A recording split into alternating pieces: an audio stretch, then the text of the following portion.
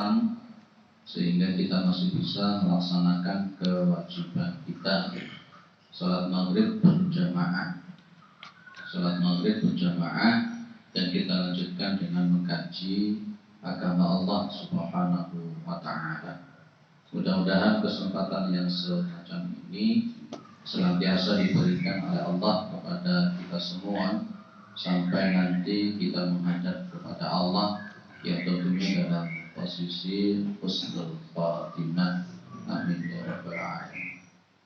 Salawat salam tetap terlimpahkan kepada Rasulullah Muhammad sallallahu alaihi wasallam sebagai khatamul anbiya'i wal mursalin, penutup para nabi dan rasul yang tidak ada nabi lagi sesudah Nabi Muhammad sallallahu alaihi wasallam. Beliau menyampai risalah Islam sebagai agama yang benar, agama yang diridhoi oleh Allah Subhanahu wa ta'ala. Baik para jamaah dimuliakan oleh Allah, kita masuk hadis nomor 7. Atau yang nomor 6 kemarin sudah selesai belum? Belum selesai. Berarti masih hadis yang nomor 6. Sekarang masuk pada ala fil jasadi mudghatan itu. Betul, baik. Jadi hadis nomor 6 belum selesai. Kita lanjutkan hadis nomor 6. Ala wa inna fil jasadi mudghatan idza salahal jasadu kullu wa idza fasadal jasadu kullu ala wa hiya qalb. Ingat, dan sesungguhnya di dalam tubuh itu ada mudghah, segumpal daging. Idza salahat jasadul kullu, apabila segumpal daging tadi, mudghah tadi itu baik, maka salaha jasadul kullu, maka jasad tubuh ini baik semua. Dan apabila wa idza fasadat, apabila segumpal daging tadi itu rusak, jelek, fasadat jasadu kullu, maka jasad tubuh seluruhnya itu juga akan menjadi rusak atau jelek. Ala wanyal qalb. Ingat, yaitu adalah hati. Kalau secara linguistik qalbun itu sebenarnya juga jantung. Kalau pada posisi dhahir ya. Pada posisi dhahir itu ya jantung gitu. Tapi di sini yang dipahami adalah qalbun maknawi. Qalbun maknawi itu adalah hati manusia. Baik, para jamaah yang dimuliakan oleh Allah Subhanahu wa ta'ala, di dalam hadis ini para jamaah dimuliakan oleh Allah, hati ini menjadi sesuatu pusat, menjadi pusat. Hati itu baik, maka orang itu akan baik. Kalau hati itu rusak, maka orang itu adalah rusak. Hati itu bisa mati, hati itu bisa sakit, dan hati itu bisa hidup. Saya gambarkan begini. Kita flashback pada kisahnya Bani Israel. Suatu saat ada kasus pembunuhan di Bani Israel, dan kemudian tidak ada satupun yang bilang siapa yang membunuh dan seterusnya, dan akhirnya datang kepada Nabi Musa alaihissalam. Pas ketika datang kepada Nabi Musa alaihissalam, maka dia diperintahkan untuk menyembelih seekor sapi. Pas ketika disuruh untuk menyembelih seekor sapi, Bani Israil tanya, qalu ud'u lana rabbaka yubayyin lana ma hiya. Qala innahu yaqulu innaha baqaratun la faridu wa la biq. Awan baina dzalik. Tanya sapinya itu modelnya gimana? Jawabannya la faridun wa la biq. Awan baina dzalik. Tidak tua, tidak muda, tengah-tengah. Ternyata Bani Israil masih tanya lagi. Qalu ud'u lana rabbaka yubayyin lana ma launuha. Tanya kamu sama Tuhan, kepada Allah, itu warnanya sapi gimana? Jawabannya qala innahu yaqulu innaha baqaratun safra'un faqi'un launuha, tasawwur Nabi. Sapi ini warnanya kuning tua. Orang yang melihat itu senang. Bani Israil masih tanya lagi. Qalu ud'u lana rabbaka yubayyin lana ma hiya. Innal baqara tasyabaha 'alaina wa inna insya Allah lamuhtadun. Jawabannya semakin sulit. Qala innahu yaqulu innaha baqaratun la dalun tuthirul arda wa la tasqil harth musallamatul la syai'ata fiha. Masya Allah, semakin sulit. Endingnya begini. Kemudian sapi ini disembelih, sebagian daripada sapi itu dipukulkan kepada orang yang mati tadi. Ya, korban pembunuhan tadi dipukul dari sebagian sapi yang disembelih dengan kriteria yang cukup sulit tadi. Tidak tua, tidak muda, warnanya kuning tua, tidak pernah dibuat untuk bekerja, tidak ada cacatnya dan seterusnya. Nah, akhirnya kemudian orang yang mati tadi ini hidup bicara, hidup kemudian bicara menyebutkan siapa yang membunuh. Nah, kalau kita kemudian lihat sebelum ayat-ayat itu, ternyata Bani Israel pun juga sudah diberitahu, diperlihatkan bagaimana mukjizatnya Allah. Contoh umpamanya, ketika dikejar-kejar oleh Fir'aun dan bala tentaranya, itu laut dipukul pakai tongkat terbelah. Wa ifaratna bikumul bahra fa'anjaynakum wa aghraqna ala fir'auna wa antum tanzurun. Lihat itu Bani Israel melihat kalau yang namanya laut terbelah jadi dua, muncul jalan.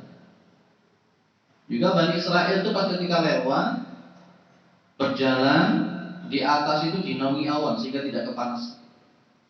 Wa dhalalna 'alaikumul ghamama wa anjalna 'alaikumul manna wassalwa. Justru juga diturunkan yang namanya makanan dari langit langsung, namanya manna wassalwa. Itu Bani Israil. Juga ditunjukkan lagi apa? Batu dipukul. Wa idistasqa Musa liqaumihi faqul nadrib bi'asal kal hajar fanfajarat minhu 12 'aina. Batu dipukul, muncul 12 sumber, yang itu 12 suku dari Bani Israil. Banyak sekali kemudian mukjizat-mukjizat. Tapi ternyata apa? Allah mengatakan, "Tsumma qasat qulubukum min ba'di dzalika fa hiya kal hijar aw ashaddu qaswa." Kemudian hati kalian itu keras, bahkan lebih keras daripada batu. Ini yang kita sebut dengan qalbun qasi atau qalbul mayyit. Nah, tadi sudah saya katakan hati ada tiga. Hati ada tiga. Ada qalbun salim, hati yang selamat, ya, hati yang baik. Ada qalbun marid, ada hati yang sakit. Ada hati yang sakit. Loh, hati yang sakit itu modelnya piye loh? Hati yang sakit itu modelnya begini loh Pak. Dia memang betul masih sholat, dia betul masih sholat, dia betul masih baca Al-Quran, tapi di dalam hatinya masih ada sombong, masih ada ujub, bangga dengan dirinya, masih suka meremehkan orang, masih suka merendahkan orang lain. Itu namanya hati yang sakit. Termasuk munafik itu. Fi qulubihim maradun fazadahumullahu maradha. Itu. Dan yang ketiga adalah qalbul qasi atau qalbul mayyit, seperti yang dialami oleh Bani Israel. Nah, posisi hati yang model 1, 2, 3 ini nanti akan menentukan bagaimana tingkah laku seseorang. Ya, akan menentukan tingkah laku seseorang. Ingat, dalam posisi di sini adalah wa idza shalahat jasadu kullu, wa idza fasadat jasadu kullu. Bagaimana suasana hati seseorang itu yang menentukan orang itu kayak apa. Maka nanti akan ada hadis ad-dhahiru yudahiru 'alal batin. Kebiasaan-kebiasaan yang dilakukan oleh seseorang itu menunjukkan batin itu kayak apa. Batin itu kayak apa. Kalau contohnya model begini, kalau umpamanya dia suka merendahkan orang, meremehkan orang, yaitu suasana hatinya seperti itu. Suasana hatinya seperti itu. Kalau seseorang itu suka ngomong-ngomong yang kotor, suasana hatinya yaitu. Itu yang disebut dengan ad-dhahiru yudahiru 'alal batin. Tapi bagi seseorang itu yang hatinya bagus, hatinya baik, maka dia akan lebih cenderung rendah hati, rendah diri, ucapannya pun juga baik. Dia mampu menghargai orang lain. Gitu. Dia tidak akan sombong, tidak akan ujub. Nah, itulah yang kemudian mohon maaf, Setan itu membisikkan pada hati manusia. Di dalam surat An-Nas itu ada kata-kata yuwaswisu fi sudurin nas. Kalau di dalam tafsir juz amma itu yuwaswisu itu dalam konteksnya menunjukkan pada isim fa'ilnya. Jadi setan itu disebut dengan al-khannas, ya, waswasil khannas itu masuk pada kategori isim fa'il yang mempunyai makna muwaswisu. Muwaswisu, zat yang suka memberikan bisikan-bisikan kepada hati manusia. Saya contohkan begini, memotokkan dalam hati. Ada orang itu mau sholat, setan membisikkan dalam hati, wis ora usah sholat kayak apa sembahyang, tidak usah sholat. Ada orang itu yang kuat, wis pokoknya saya tetap sholat. Begitu dia mau melakukan sholat, setan membisikkan lagi, wis sholatnya mengkuai, waktunya masih panjang. Dia kuat, dia akhirnya sholat, tetap sholat tepat waktu. Setan masuk lagi, was bisuti suntulinas, masuk.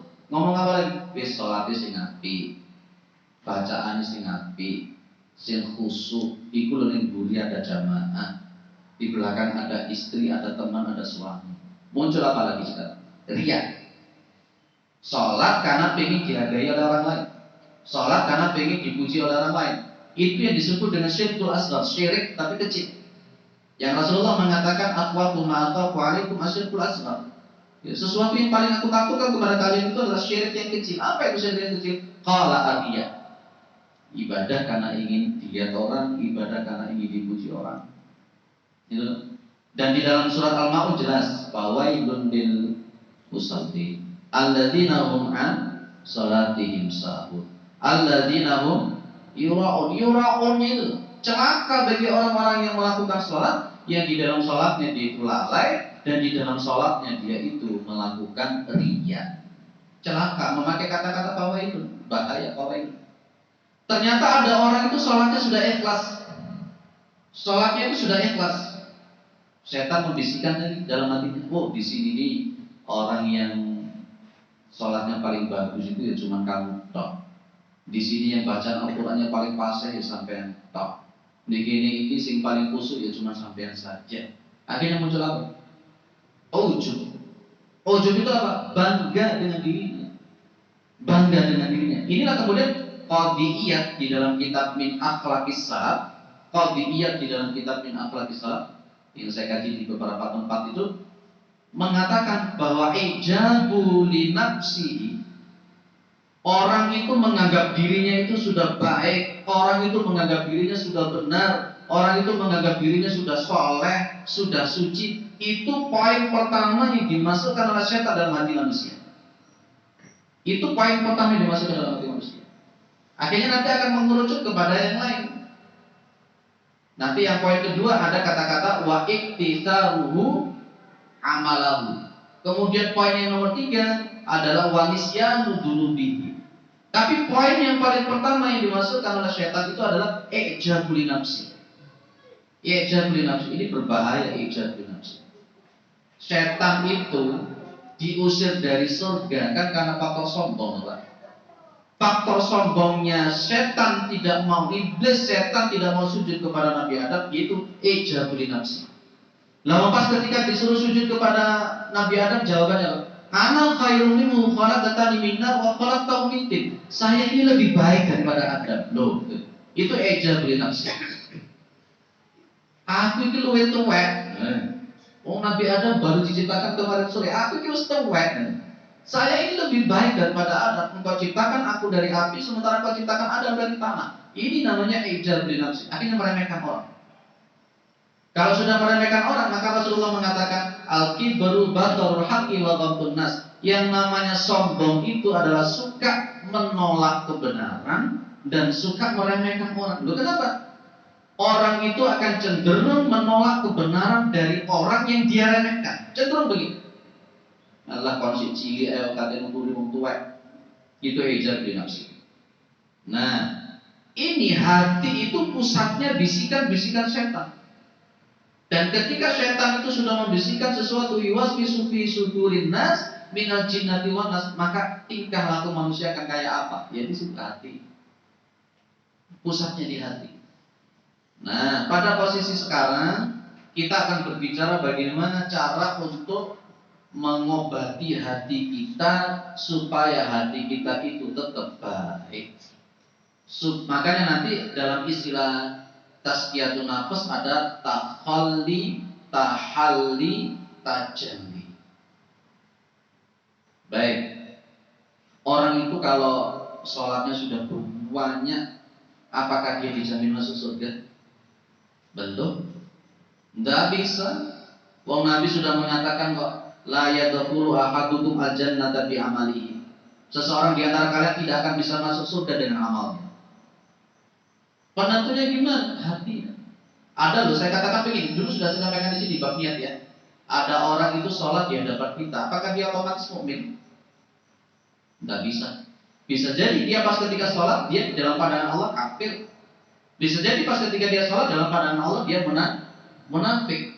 Bisa jadi pas ketika dia sholat di hadapan manusia itu dia adalah orang musyrik. Makanya ada mizan batin.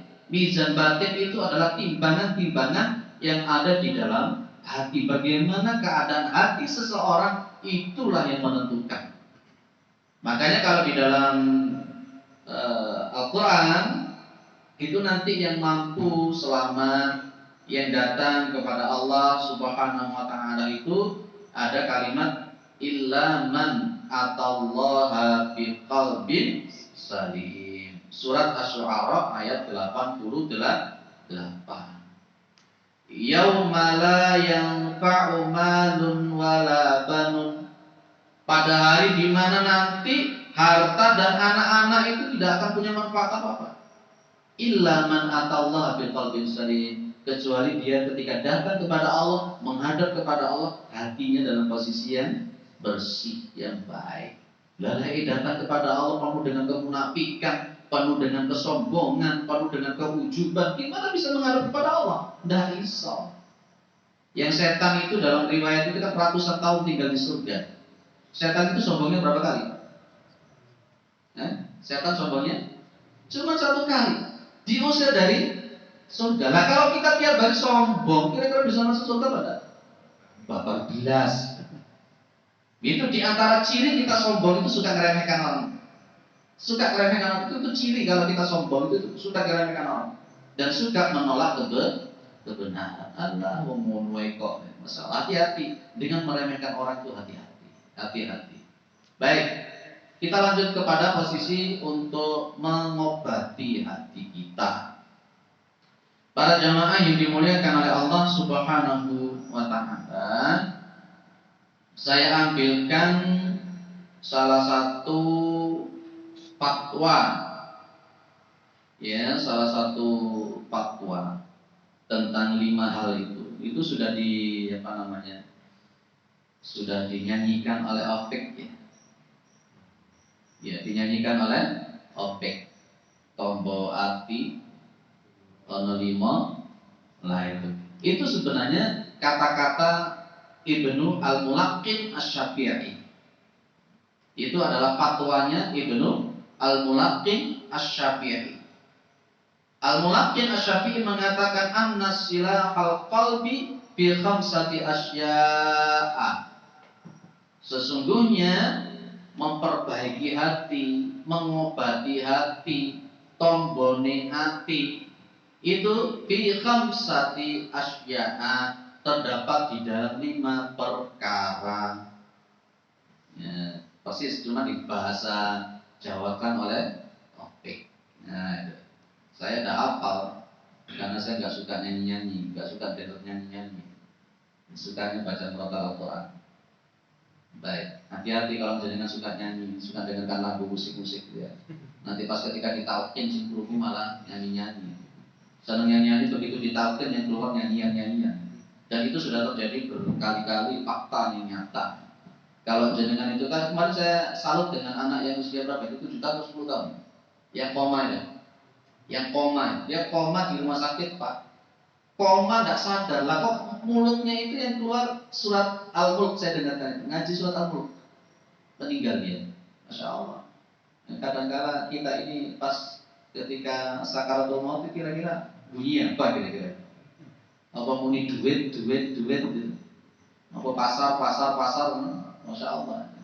Maka hati itu yang menentukan. Kalau hati itu penuh dengan keimanan, hati penuh dengan Al-Quran. Tapi kalau hati itu penuh dengan sombong, itu udah bisa, susah. Makanya hati yang baik. Tombo hati ono limo, obatnya hati itu ada 5. In anna silah al-qalbi bi khamsati asya'a. Yang pertama, qiraatul Quran bit tadabbur. Qiraatul Quran bit tadabbur. Apa artinya? Membaca Al-Quran dengan tadabbur. Tadabbur itu apa? Angan-angan sama maknanya. Loh, apakah membaca Al-Quran dengan tidak tahu artinya itu tidak jadi obat? Tetap jadi obat. Karena syifaul lima bisudur. Tapi ketika ada orang itu membaca Al-Quran, dia paham artinya, dia merenungkan artinya itu jauh lebih mengena kepada hati. Lebih mengena kepada hati. Loh Pak, piye carane dia ngerti maknanya? Gimana supaya tahu maknanya? Belajar bahasa Arab.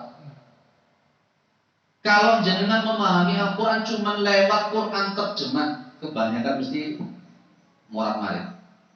Betul, hanya ke Quran terjemah. Ada orang-orang yang sering ngomong sama saya, Pak ini begini, ayatnya begini, coba bacaan ayatnya bunyinya Pak. Mau Qurannya dia pletot-pletot ya.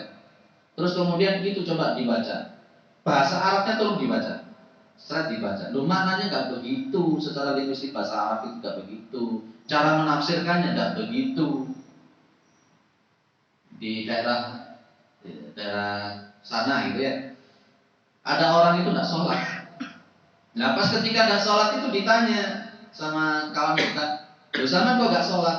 Dia ngomong begini, lebih ya aku sholat itu berarti lah nyembah awakku dewi. Itu berarti menyembah diri saya sendiri. Dia memakai dalil apa? Bahwa nahnu aqrabu ilaikum min qablil wa saya itu lebih dekat daripada urat leher. Berarti dia memahami ayat itu berarti Allah bersatu dengan manusia, manunggalin kawula Gusti. Akhirnya dia tidak mau sholat. Loh inilah geblek kalian.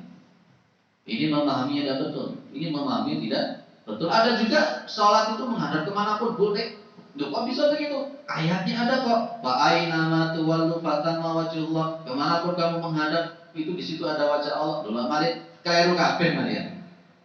Mari keliru kabeh. Akhirnya kemarin saya betulkan pas ketika kita ngaji tafsir itu saya kajikan. Kalau menafsirkan Al-Quran itu modelnya ada bil maktur, ada bil ra'yi, ada bil isyari. Kita menafsirkan Al-Quran itu posisinya tafsir Al-Quran dan Quran. Menafsirkan Al-Quran dengan sunnah Rasulullah SAW. Termasuk memahami hukum fikih itu tidak sembarangan. Hukum fikih itu tidak sembarangan. Kalau kita belajarnya di YouTube ya benar. Belajar di YouTube kemudian tidak semuanya. Membaca Al-Quran dengan memahami maknanya itu mampu mengobati hati kita. Jenengan saya tanya, target jenengan baca Quran itu paham atau khatam? Target jenengan baca Quran itu khatam atau paham? Gak jawab ngomongnya. Paham atau khatam? Paham. Berarti sama tidak pernah khatam sekali ini.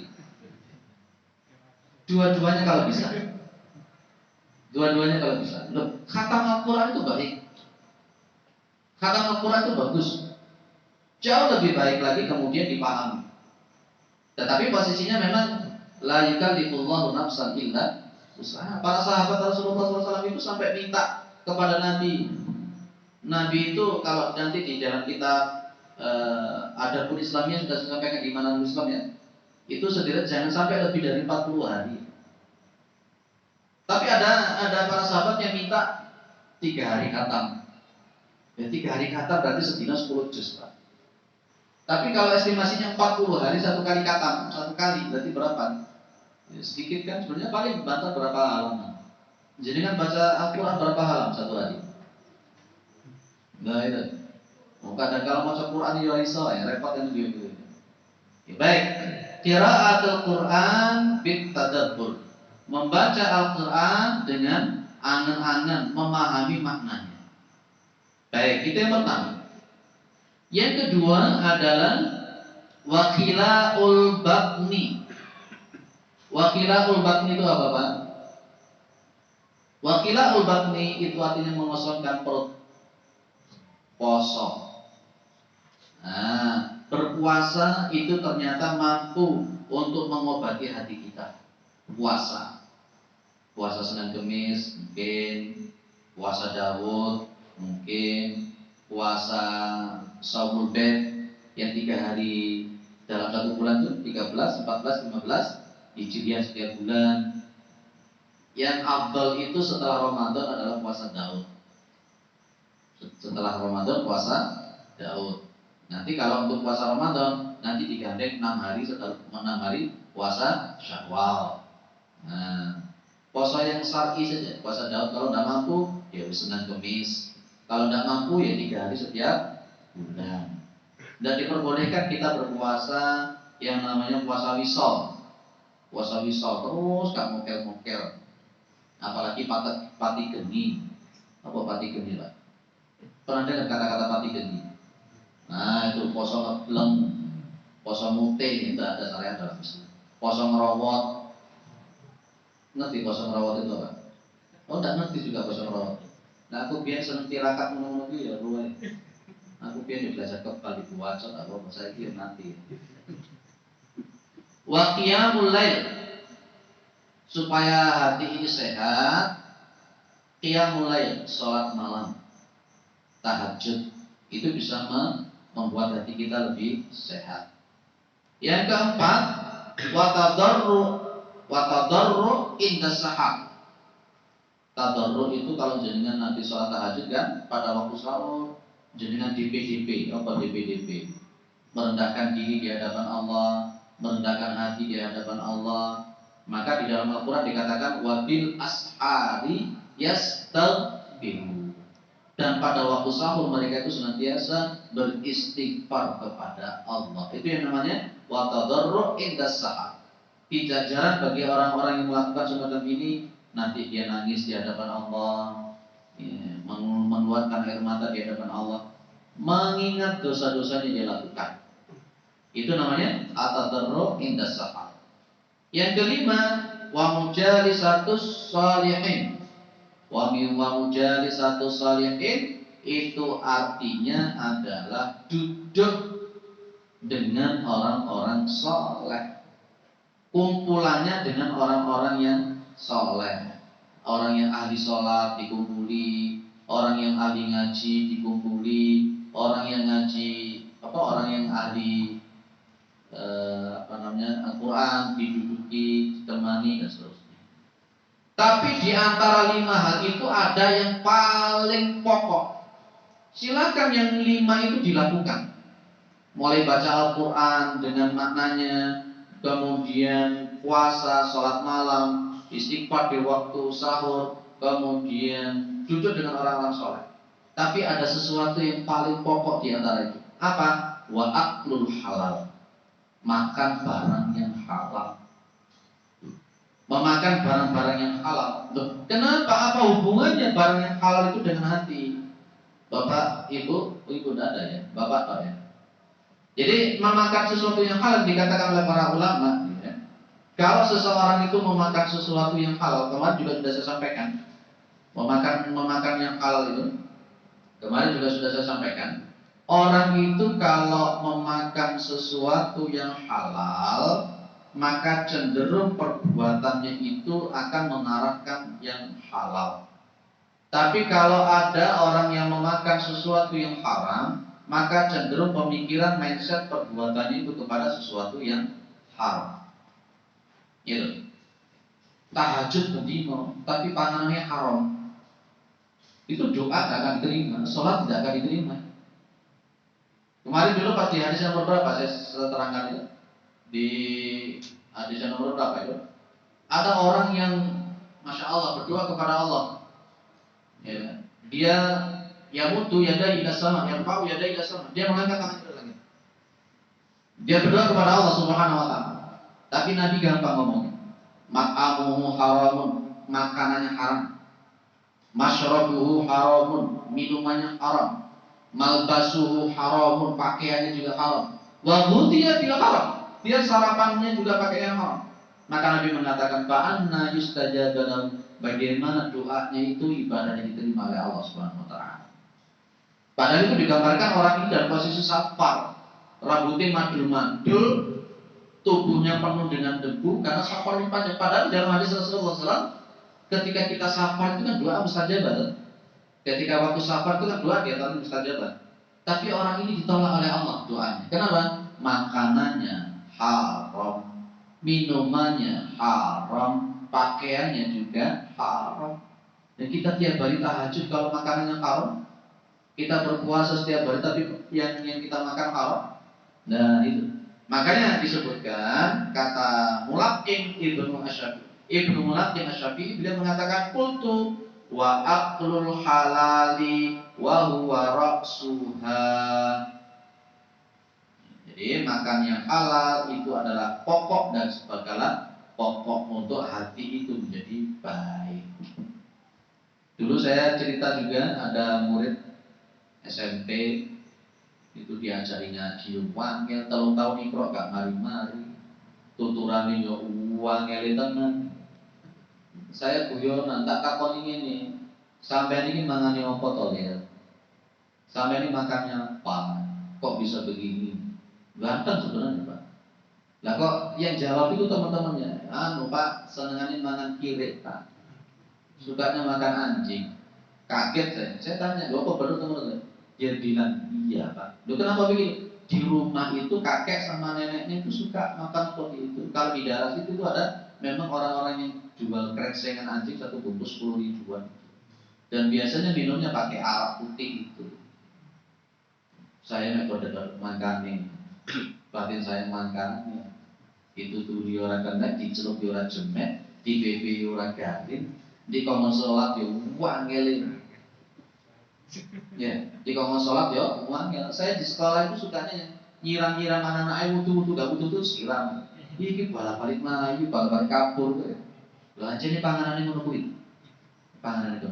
Ya, introspeksi kita ini kalau anak-anak kita dablek, anak-anak itu beling, dilihat apa yang kita berikan ke anak-anak itu apa.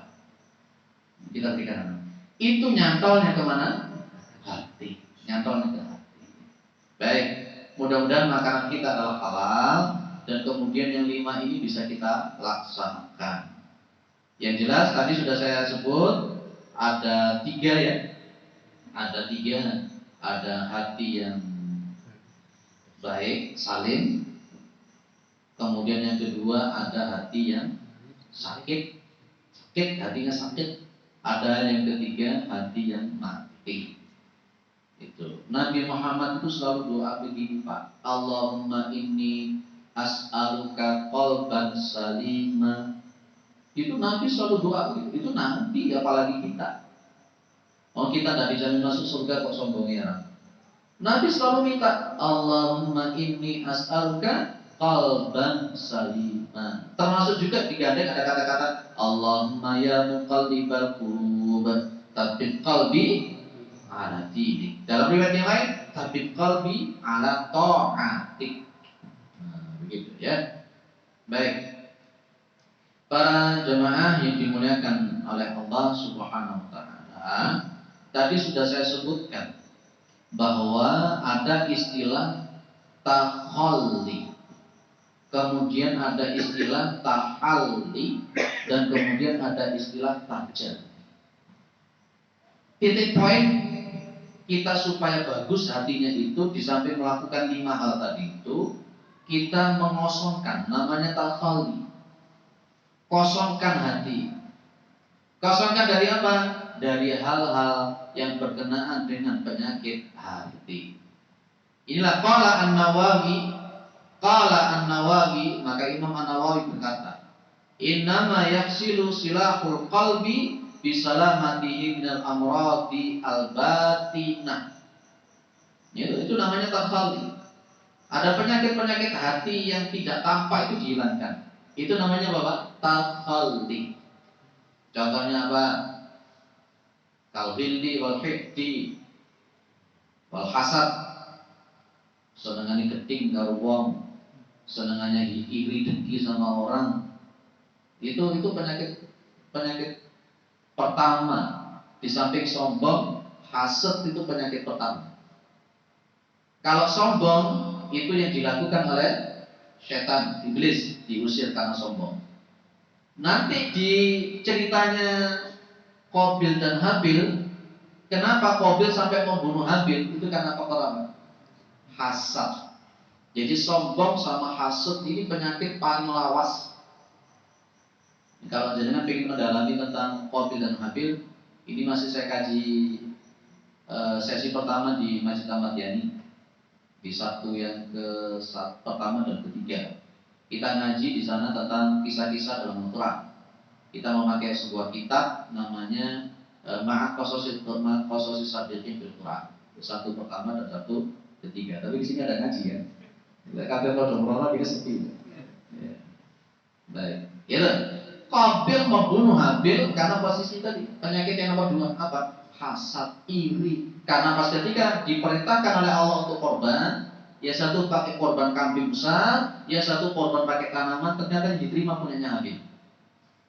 Nah, pas ketika ditahu bahwa namanya Habil itu korbannya diterima, langsung menolak, apa tulan, akan pasti aku bunuh kamu. Nah, itu hasad. Jadi hilangkan dulu di dalam hati kita. Itu penyakit pertama. Benci, iri hati dihilangkan dulu. Kemudian wasuhu wal bukhlu, kemudian hilangkan sifat bakhil, medit. Kemudian apa? Wal kibru, sombong.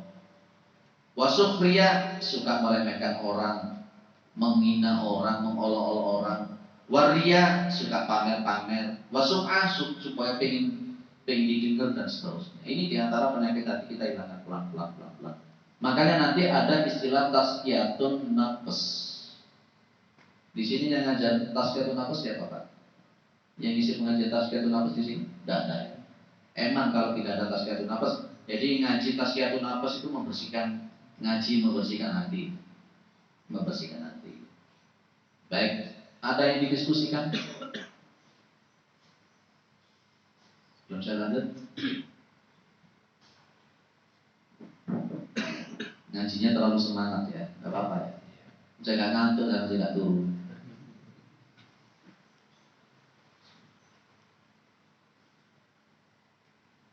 Ada yang didiskusikan? Baik, tidak ada. Cepat mari Pak, kawan-kawan. Pas. Lanjut. Orang itu kalau hatinya itu tidak dibersihkan, maka nantinya seperti di dalam surah Al-Mutaffifin.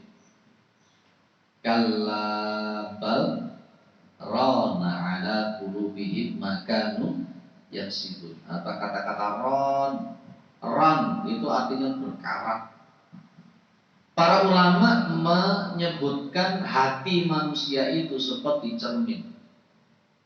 Gitu. Manusia punya hati, yang hati itu oleh para ulama digambarkan seperti cermin. Jadi kan bisa melihat cermin ya. Cermin itu kalau bersih, enak.